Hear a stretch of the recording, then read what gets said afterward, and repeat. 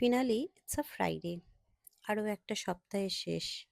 বসের deadline, meetings, হাজারটা problem সেরে বাড়ি ফেরা।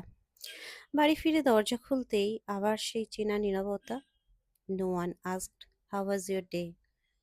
শুরুর দিনগুলোতে একটু একটু অসুবিধা হলেও আজ যেন এতেই আমি অভ্যস্ত হয়ে গেছি। ইনফ্যাক্ট এই নিস্তব্ধ রুমগুলোই না almost like a friend to me. জানো তো জুনের এই মিড থেকেই না দিল্লির ওয়েদারে ভীষণ হিউমিডিটি ঢুকে গেছে, তাই খুব সোয়েটিংও হচ্ছে। তাড়াতাড়ি চলে গেলাম ফ্রেশ হতে, কারণ ফ্রেশ হয়ে আবার রান্নাঘরে যেতে হবে। ফেরার পথে ফলগুলো, দুধ, দই যা যা কিনেছিলাম সব ধুয়ে তুলে রাখতে হবে। দুধটা ফুটিয়ে রাখবো ফ্রিজে, না হলে কাল সকালে আবার অসুবিধা হবে। তারপর বানালাম এক কাপ কফি। জানো তো আমি না চা কফি ভীষণ ভালোবাসি। আর ইনফ্যাক্ট সেই ব্র্যান্ডেও আমি কোনো কম্প্রোমাইজ করি না। কোনো একদিন আমার এই চা কফির কালেকশন নিয়ে আমি একটা ভিডিও করব নিশ্চয়ই। আজ আপাতত এই সূর্যের নরম আলো সন্ধ্যে 6:30 বেজে যাওয়ার পরও যা বাইরে দেখা যাচ্ছে, তার সাথে একটু সময় কাটিয়ে নিই। টাটা।